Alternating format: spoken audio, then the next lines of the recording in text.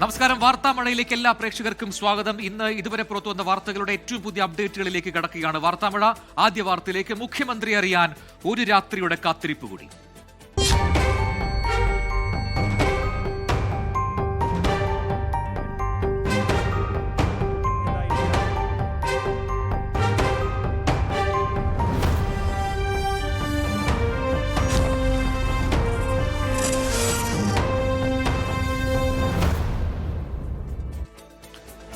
ചർച്ചകൾ പൂർത്തിയായതിനു ശേഷം മുഖ്യമന്ത്രിയുടെ കാര്യത്തിൽ സസ്പെൻസ് തുടർന്ന് കോൺഗ്രസ്. പ്രഖ്യാപനം നാളെയെന്ന് AICC മാധ്യമ വിഭാഗം ജനറൽ സെക്രട്ടറി ജയറാം രമേശ് അറിയിച്ചു.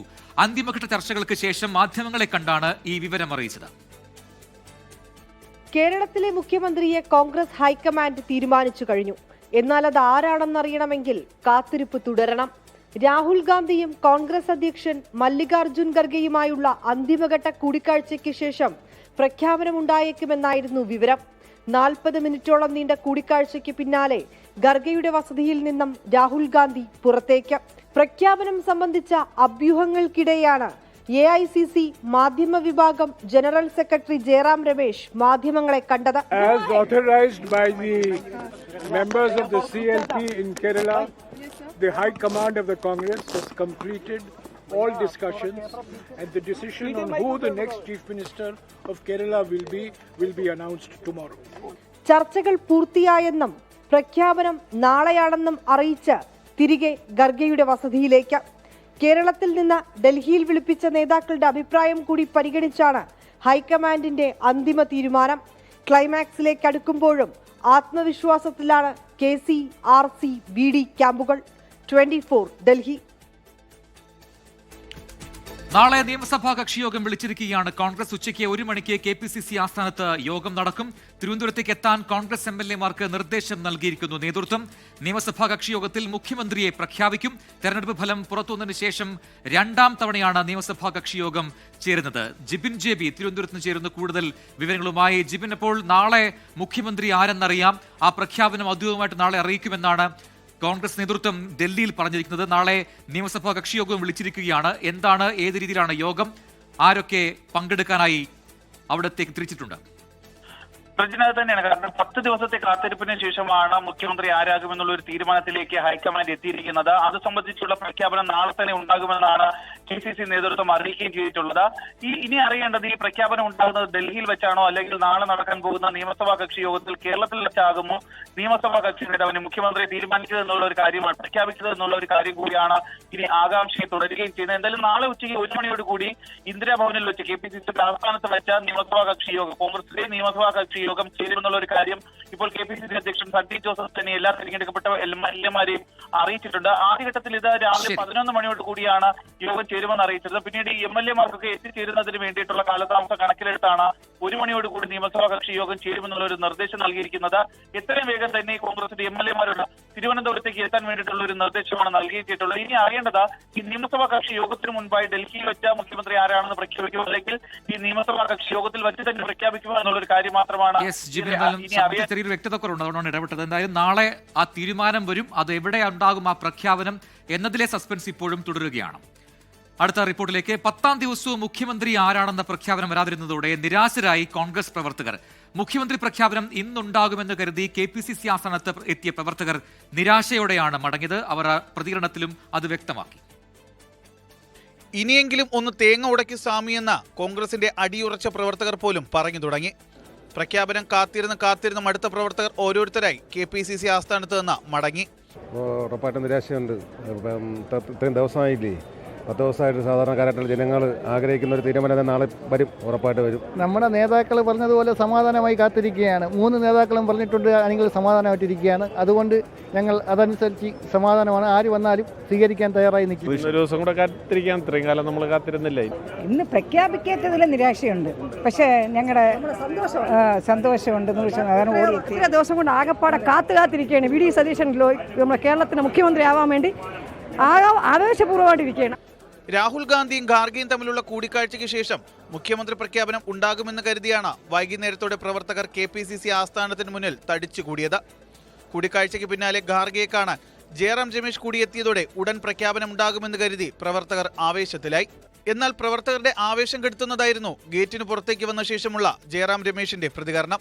As authorized by the members of the CLP in Kerala, the High Command of the Congress has completed all discussions and the decision on who the next Chief Minister of Kerala will be announced tomorrow.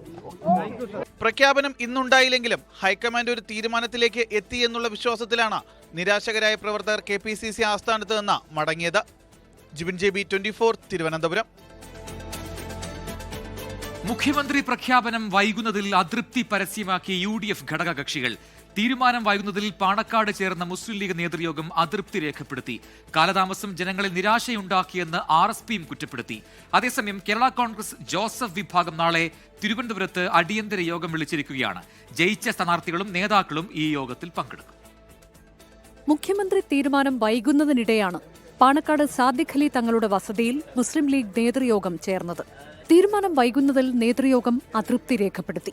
High command തീരുമാനത്തിനായി കാത്തിരിക്കുകയാണെന്നും തുടർ നടപടികൾക്കായി സംസ്ഥാന അധ്യക്ഷൻ പാണക്കാട് സാദിഖ് അലി ശിഹാബ് തങ്ങളെ ചുമതലപ്പെടുത്തിയെന്നും യോഗത്തിനു ശേഷം PK Kunhalikutty പറഞ്ഞു. ഡൽഹിയിൽ നിന്ന് തീരുമാനം വെയിറ്റ് ചെയ്യാണ്. ഞങ്ങളിപ്പോൾ ഈ മീറ്റിംഗ് എല്ലാ കാര്യങ്ങളും തങ്ങളെ ഓതറൈസ് ചെയ്തു. ഇനി ബാക്കി കാര്യങ്ങൾ ഒരുപാട് കാര്യങ്ങളുണ്ടല്ലോ. ഡൽഹിയിൽ നിന്നുള്ള തീരുമാനം വന്നതിന് ശേഷം എന്താണ് എന്നുള്ളത് ഫൈനലായിട്ട് എല്ലാ കാര്യങ്ങളും സംബന്ധിച്ച് തങ്ങളെ അധികാരപ്പെടുത്തി. മുഖ്യമന്ത്രി തീരുമാനം വൈകുന്നതിൽ വിമർശനവുമായി RSPയും രംഗത്തെത്തി.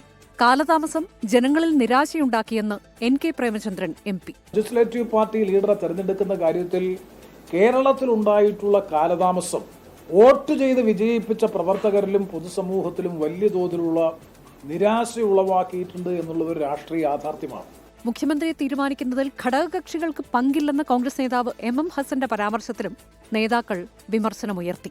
ഇന്നലെ വരെ ഒരുമിച്ച് നീങ്ങിയതുകൊണ്ടും നാളെയും ഒരുമിച്ച് നീങ്ങണം എന്ന ആഗ്രഹം ഇപ്പോഴും ഉള്ളതുകൊണ്ടും നല്ല നാടൻ ഭാഷയിൽ പറയേണ്ട കാര്യങ്ങൾ ഇപ്പോൾ പറയുന്നില്ല എന്ന് മാത്രമേ എനിക്ക് പറയാനുള്ളൂ. എന്നാൽ പ്രഖ്യാപനം വൈകുന്നതിൽ അതൃപ്തിയില്ല എന്നായിരുന്നു നിയുക്ത MLAയും CMP നേതാവുമായ CP ജോണിന്റെ പ്രതികരണം. 24 മലപ്പുറം. മുഖ്യമന്ത്രി ചർച്ചയിൽ ഘടകകക്ഷികൾ ഇടപെട്ടതിനെ രൂക്ഷമായി വിമർശിച്ച് NSS general secretary G Sukumaran Nair. League ഉൾപ്പെടെയുള്ള ഘടകകക്ഷികളുടെ ഇടപെടൽ തീരുമാനം വൈകിപ്പിച്ചു. ഘടകകക്ഷികൾ ആരെയും പിന്തുണക്കാൻ പാടില്ലായിരുന്നുവെന്നും G സുകുമാരൻ നായർ പറഞ്ഞു. ഇപ്പോൾ തെരഞ്ഞെടുപ്പ് നടത്തിയാൽ 30 സീറ്റ് പോലും കോൺഗ്രസിന് ലഭിക്കില്ലെന്നും വിമർശനം. സമദൂര നിലപാടാണ് NSSന്റേത്. കോൺഗ്രസിന്റെ ആഭ്യന്തര കാര്യത്തിൽ NSS ഇടപെടില്ല. വിദ്യാഭ്യാസ വകുപ്പ് കോൺഗ്രസ് ഏറ്റെടുക്കണമെന്നും G സുകുമാരൻ നായർ പറഞ്ഞു. ഇവിടെ ആരെ കുഴപ്പമുണ്ടാക്കിയത്? മുഖ്യമന്ത്രി സ്ഥാനം കോൺഗ്രസിനുള്ളതാണെന്ന് നേരത്തെ തന്നെ ഒരു ധാരണയില്ലേ? അവിടെ ഒരാൾക്ക് പകരം 3 പേരായി. കോൺഗ്രസിനെ സംബന്ധിച്ചത് അവരുടെ ആഭ്യന്തര പ്രശ്നമാണ്. അതിൽ കയറി ഈ ഘടകകക്ഷികൾ എന്തുകൊണ്ടാണ് ഇടപെട്ടത്? ആവശ്യമില്ല. അവരുടെ ഇടപെടലാണ് ഇതിന് പ്രധാനമായും മുഖ്യമന്ത്രി തീരുമാനിക്കാൻ ഉണ്ടായിട്ടുള്ള ഈ തടസ്സം. ലീഗ് അടക്കം ഉള്ളവരെ തന്നെ ഞാൻ പറയുന്നത്. അവർക്ക് എന്നാ കാര്യം ഇത് പറയാൻ? കോൺഗ്രസിനുള്ളതാണെന്ന് പറഞ്ഞു. അത് കോൺഗ്രസിൻ്റെ ആഭ്യന്തര പ്രശ്നമല്ലേ? അതിൽ ഇന്നാര് വേണം എന്ന് പറയാൻ ഘടകകക്ഷികൾക്ക് ആര് വന്നാലും സ്വീകരിക്കണ്ടേ അതിനകത്ത്? അതല്ലേ ഒരു മര്യാദ? അതിൻ്റെ പേരല്ലേ ജനാധിപത്യം എന്ന് പറയുന്നത്. ഇപ്പോൾ ലഭിക്കുന്ന ഒരു വാർത്തയിലേക്ക് 24 ബിഗ് ബ്രേക്കിംഗ്. തെരഞ്ഞെടുപ്പ് തോൽവിക്ക് കാരണം ഭരണവിരുദ്ധ വികാരമല്ലെന്ന് CPIM സംസ്ഥാന സമിതിയിൽ അവതരിപ്പിച്ച റിപ്പോർട്ടിലാണ് പരാമർശം. ഭരണവിരുദ്ധ വികാരം ഇല്ലായിരുന്നിട്ടും എന്തുകൊണ്ട് തോറ്റെന്ന് പരിശോധിക്കണമെന്നും റിപ്പോർട്ടിൽ പറയുന്നു. സംസ്ഥാന സമിതിയിൽ CPIക്കെതിരെ രൂക്ഷ വിമർശനവും ഉയർന്നു. PM ശ്രീ പദ്ധതിയിലടക്കം CPI ഉന്നയിച്ച ആരോപണങ്ങൾ UDFന് ശക്തി പകർന്നതായിരുന്നു എന്ന വിലയിരുത്തലുമുണ്ടായി. കേരള കോൺഗ്രസ് എമ്മിനും വിമർശനമുണ്ട്. കേരള കോൺഗ്രസ് എം മുന്നണി വിടാനൊരുങ്ങിയ നീക്കം ഇടതുമുന്നണിയുടെ വിശ്വാസ്യതയെ ബാധിച്ചെന്നും CPM സംസ്ഥാന സമിതി വിലയിരുത്തുന്നു. R ശ്രീത്ത് അതിന്റെ കൂടുതൽ വിശദാംശങ്ങളുമായി തിരുവനന്തപുരത്ത് നിന്ന് ചേരുന്നു. ശ്രീത്ത്, രൂക്ഷമായ വിമർശനം CPIക്കും കേരള കോൺഗ്രസിനും ഒക്കെ ഉണ്ട്. അതേസമയം തന്നെ ഈ തോൽവിയിൽ ഭരണവിരുദ്ധ വികാരം ഉണ്ടായിട്ടില്ല എന്ന് CPM സംസ്ഥാന സമിതിയിൽ വിലയിരുത്തലുണ്ട്. വിശദാംശങ്ങൾ. പ്രജിൻ, ലോക്സഭാ തെരഞ്ഞെടുപ്പിലെയും തദ്ദേശ തെരഞ്ഞെടുപ്പിലെയും കനത്ത തോൽവിക്ക് ശേഷം വാദിച്ചതുപോലെ തന്നെ നിയമസഭാ തെരഞ്ഞെടുപ്പിലെ കനത്ത തോൽവിക്ക് ശേഷവും ഭരണവിരുദ്ധ വികാരമില്ല എന്ന വാദമാണ് CPM സംസ്ഥാന നേതൃത്വം ഉയർത്തുന്നത്. ഇത് റിപ്പോർട്ടായി CPIMന്റെ സംസ്ഥാന സമിതിയിൽ അവതരിപ്പിച്ചിട്ടുണ്ട്. സർക്കാർ വളരെ നല്ല പ്രവർത്തനങ്ങൾ കാഴ്ചവെച്ചു. എന്നിട്ടും ജനങ്ങൾക്ക് ഈ സർക്കാരിനോട് വലിയ മമതയുണ്ടായിരുന്നു. എന്നിട്ടും എന്തുകൊണ്ട് തോറ്റു എന്നതാണ് പരിശോധിക്കേണ്ടത്. അത് പാർട്ടിയുടെ എല്ലാ തലങ്ങളിലും പരിശോധിക്കണമെന്നാണ് റിപ്പോർട്ടിൽ ആവശ്യപ്പെടുന്നത്. തോൽവിക്ക് കാരണമായി സംഘടനാ ദൗർബല്യങ്ങൾ ഉണ്ടായിട്ടുണ്ടോ എന്ന കാര്യത്തിലും പരിശോധന വേണമെന്ന് റിപ്പോർട്ടിൽ പറയുന്നു. റിപ്പോർട്ടിന്മേൽ നടന്ന ചർച്ചയിൽ പാർട്ടിയിൽ അടിമുടി തിരുത്തൽ വേണമെന്ന ആവശ്യമാണ് CPM സംസ്ഥാന സമിതിയിൽ ഉയർന്നത്. തോൽവിയിൽ നിന്ന് പാഠം ഉൾക്കൊണ്ടുള്ള തിരുത്തൽ പാർട്ടിയുടെ എല്ലാ തലത്തിലും വേണം. അത് ഏതെങ്കിലും തലങ്ങളിൽ മാത്രമായി ഒതുങ്ങി നിൽക്കരുത്. പ്രശ്നങ്ങൾ ഇടപെട്ട് പരിഹാരം കാണുന്നതിൽ സംസ്ഥാന നേതൃത്വത്തിന് വലിയ വീഴ്ച സംഭവിച്ചു എന്ന വിമർശനമുണ്ടായി. പ്രശ്നങ്ങളെ സമീപിച്ചുകൊണ്ട് സംസ്ഥാന നേതൃത്വം നടന്ന പ്രതികരണങ്ങൾ പലതും ജനങ്ങൾക്ക് മനസ്സിലാകുന്ന ഭാഷയിലായിരുന്നില്ല. ജനങ്ങൾക്ക് മനസ്സിലാകുന്ന ഭാഷയിൽ സംസാരിക്കാൻ നേതൃത്വത്തിന് കഴിയുന്നില്ല എന്ന വിമർശനമുണ്ടായി. CPIക്കെതിരെ സംസ്ഥാന സമിതിയിൽ വിമർശനമുണ്ട്. PMC പദ്ധതിയിലടക്കം CPI ഉന്നയിച്ച ആരോപണങ്ങൾ UDFന് ശക്തി പകരുന്നതായി. അത് ഇടത് അണികളെ പോലും സ്വാധീനിച്ചു എന്നാണ് വിമർശനം. ശ്രീതാണ് വിശദാംശങ്ങൾ നൽകിയത് തിരുവനന്തപുരത്ത് നിന്നും. Welcome back. വാർത്താമഴ തുടരുകയാണ്. ഇപ്പോൾ ലഭിക്കുന്ന ഒരു വാർത്തയിലേക്ക്. അമേരിക്കൻ പ്രസിഡന്റ് ഡൊണാൾഡ് ട്രംപ് ചൈനയിലെത്തി. ചുവപ്പ് പരവതാനി വിരിച്ച് ട്രംപിന് വൻ സ്വീകരണമാണ് ബെയ്ജിംഗിൽ ഒരുക്കിയത്. ചൈനീസ് പ്രസിഡന്റ് ഷീ ജിൻപിങ്ങുമായി നിർണായക കൂടിക്കാഴ്ചകൾ നടക്കുമെന്ന വിവരം കൂടി പുറത്തുവരുന്നു. മധു കൊട്ടാരക്കര അമേരിക്കയിൽ നിന്ന് ചേരുന്നു തത്സമയം കൂടുതൽ വിവരങ്ങളുമായി. മധു, ഏറ്റവും നിർണായകമായ ഒരു കൂടിക്കാഴ്ചയ്ക്കാണ് ഇനിയുള്ള ദിവസങ്ങളും മണിക്കൂറുകളും ഒക്കെ സാക്ഷ്യം വഹിക്കാൻ പോകുന്നത്. ലോകരാജ്യങ്ങൾ ഉറ്റുനോക്കുകയാണ് ട്രംപ് ഷീ ജിൻപിങ് കൂടിക്കാഴ്ച. അതിൽ ചർച്ചയാവുക സ്വാഭാവികമായിട്ടും പശ്ചിമേഷ്യൻ യുദ്ധം, ഹോർമുസിലെ പ്രതിസന്ധി, ഇതൊക്കെ ചർച്ചയാകും. ഇതിനപ്പുറത്ത് വ്യാപാര കരാറുകൾ ഏതെങ്കിലും സാധ്യമാകുമോ എന്നതൊക്കെ ഉറ്റുനോക്കുകയാണ് ലോകരാജ്യങ്ങൾ. ലഭിക്കുന്ന വിവരങ്ങൾ എന്താണ്? പ്രജിൻ സൂചിപ്പിച്ചതുപോലെ ഏറ്റവും നിർണായകമായ ഒരു വിദേശ പര്യടനത്തിനാണ് ഇപ്പോൾ ബെയ്ജിംഗിൽ തുടക്കമായിരിക്കുന്നത്. ഇന്നലെ രാവിലെ ബെയ്ജിംഗിലെത്തിയ ഡൊണാൾഡ് ട്രംപിനെ ചൈനീസ് അധികൃതർ ഔദ്യോഗിക ബഹുമതികളോടെ സ്വീകരിക്കുകയൊക്കെ ചെയ്തു. ഈ സന്ദർശനത്തിലെ ഏറ്റവും ശ്രദ്ധേയമായ സാന്നിധ്യം ട്രംപിനോടൊപ്പമുള്ള ബിസിനസ് പ്രതിനിധികളാണ്. ടെസ്ല CEO എലോൺ മസ്ക്, NVIDIAയുടെ തലവൻ ജെൻസൺ ഹുവാങ് എന്നിവർ ട്രംപിന്റെ സംഘത്തിലുണ്ട്. ഇന്ന് രാവിലെ നമ്മൾ റിപ്പോർട്ട് ചെയ്യുമ്പോൾ ഹുവാങ് സംഘത്തിൽ ഇല്ല എന്നായിരുന്നു റിപ്പോർട്ട് ചെയ്തത്. ഡൊണാൾഡ് ട്രംപിന്റെ ആദ്യ ലിസ്റ്റിൽ ഹുവാങ് ഇല്ല എന്ന് ട്രംപ് മനസ്സിലാക്കിയിട്ട് നേരിട്ട് ഹുവാങ്ങിനെ ട്രംപ് വിളിക്കുകയും ഈ സംഘത്തോടൊപ്പം ഹുവാങ്ങും യാത്ര ചെയ്യുകയായിരുന്നു. പക്ഷെ തെറ്റായ രീതിയിൽ അമേരിക്കയിലെ മിക്ക മാധ്യമങ്ങളും അത്തരം രീതിയിൽ റിപ്പോർട്ട് ചെയ്യുകയും ചെയ്തിട്ടുണ്ടായിരുന്നു. ഈ ആഗോള ടെക് ലോകത്തെ ഈ വമ്പന്മാരുടെ സാന്നിധ്യം, ആർട്ടിഫിഷ്യൽ ഇന്റലിജൻസ്, അതുപോലെ ചിപ്പ് നിർമ്മാണം തുടങ്ങിയ ഈ മേഖലകളിലൊക്കെ ചൈനയുമായിട്ടുള്ള പുതിയ കരാറുകൾക്ക് വഴിയൊരുക്കുമെന്നാണ് സൂചന. വിപണി തുറന്നു നൽകൽ, അതാണ് ഏറ്റവും പ്രധാനമായിട്ടുള്ള ഒരു ചർച്ചാ വിഷയം. അമേരിക്കൻ ഉൽപ്പന്നങ്ങൾക്കും അതുപോലെ സേവനങ്ങൾക്കുമൊക്കെ ചൈനീസ് വിപണിയിലുള്ള നിയന്ത്രണങ്ങൾ ഒഴിവാക്കാൻ ഡൊണാൾഡ് ട്രംപ് ഷീ ജിൻപിങ്ങിനോട് ആവശ്യപ്പെടും. അതുപോലെ രണ്ട് രാജ്യങ്ങളും തമ്മിലുള്ള വ്യാപാര കമ്മി കുറയ്ക്കുന്നതിനായിട്ടുള്ള പുതിയ നയങ്ങൾ ചർച്ചയാകും. സാങ്കേതിക സഹകരണവും പ്രധാനമാണ്. സെമി കണ്ടക്ടർ മേഖലയിലും അതുപോലെ AI രംഗത്തും US കമ്പനികൾക്ക് കൂടുതൽ അവസരങ്ങൾ ഉറപ്പാക്കുവാൻ ട്രംപ് ശ്രമിക്കും. വരും മണിക്കൂറുകളിൽ ഷീ ജിൻപിങ്ങുമായിട്ട് തുടർച്ചയായിട്ടുള്ള കൂടിക്കാഴ്ചകൾ ഉണ്ടെന്നാണ് അറിയാൻ സാധിക്കുന്നത്. പ്രജിൻ. മധു കൊട്ടാരക്കരയാണ് അമേരിക്കയിൽ വിശദാംശങ്ങൾ നൽകുന്നത്. തിരികെ വാർത്താമഴയിലേക്ക്. നീറ്റ് പരീക്ഷാ ക്രമക്കേടിൽ വിദ്യാർത്ഥികളുടെ വ്യാപക പ്രതിഷേധം. ഡൽഹി നാഷണൽ ടെസ്റ്റിംഗ് ഏജൻസിയുടെ കാര്യാലയത്തിന് മുന്നിൽ പ്രതിഷേധവുമായി ABVP രംഗത്തെത്തി. ഇന്ന് സംസ്ഥാനത്തിന്റെ വിവിധയിടങ്ങളിൽ കേന്ദ്ര സർക്കാർ സ്ഥാപനങ്ങളിലേക്ക് SFI പ്രതിഷേധ മാർച്ച് നടത്തിയിരുന്നു. പ്രവർത്തകർക്ക് നേരെ പോലീസ് ജലപീരങ്കി പ്രയോഗിച്ചു.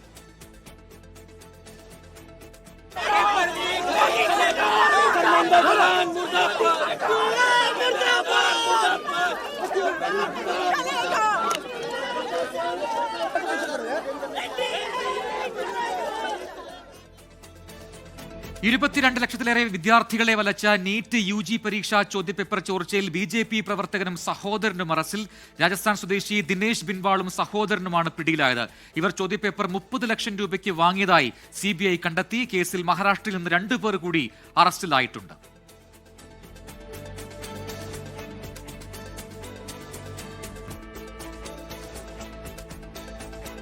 നീറ്റ് പരീക്ഷാ ക്രമക്കേടിൽ നാഷണൽ ടെസ്റ്റിംഗ് ഏജൻസിക്കെതിരെ പ്രസ്താവന ഇറക്കി all India save education committee. 22 ലക്ഷം വിദ്യാർത്ഥികളുടെ ഭാവിയെ തുലാസിലാക്കിയ നാഷണൽ ടെസ്റ്റിംഗ് ഏജൻസിയുടെ പരീക്ഷാ ക്രമക്കേടുകൾ തുടരുകയാണ്. 2024 നീറ്റ് UG പരീക്ഷയിലെ വൻ അഴിമതിയും കെടുകാര്യസ്ഥതയും അതിലും രൂക്ഷമായി ആവർത്തിച്ചിരിക്കുന്നു. മെയ് ആദ്യവാരം നടന്ന നീറ്റ് പരീക്ഷയ്ക്ക് മാസങ്ങൾ മുൻപേ തന്നെ സമൂഹ മാധ്യമങ്ങളിൽ ചോദ്യപേപ്പർ പ്രചരിച്ചിരുന്നെങ്കിലും അത് തിരിച്ചറിയാനോ നടപടികൾ സ്വീകരിക്കാനോ ഏജൻസിക്ക് കഴിഞ്ഞില്ല. എൻട്രൻസ് കോച്ചിംഗ് ലോബിയുടെ സ്വാധീന വലയത്തിൽ ഏജൻസി ഉൾപ്പെട്ടോ എന്നാണ് സംശയം. നാഷണൽ ടെസ്റ്റിംഗ് ഏജൻസി പൂർണ്ണമായി പിരിച്ചുവിട്ട് പരീക്ഷ നടത്തിപ്പ് അതാത് സംസ്ഥാന സർക്കാരുകളെ തിരികെ ഏൽപ്പിക്കണമെന്നും all India save education committee Kerala ഘടകം ആവശ്യപ്പെട്ടു. ഇതോടെ വാർത്താമഴ പൂർത്തിയാവുന്നു. നമസ്കാരം.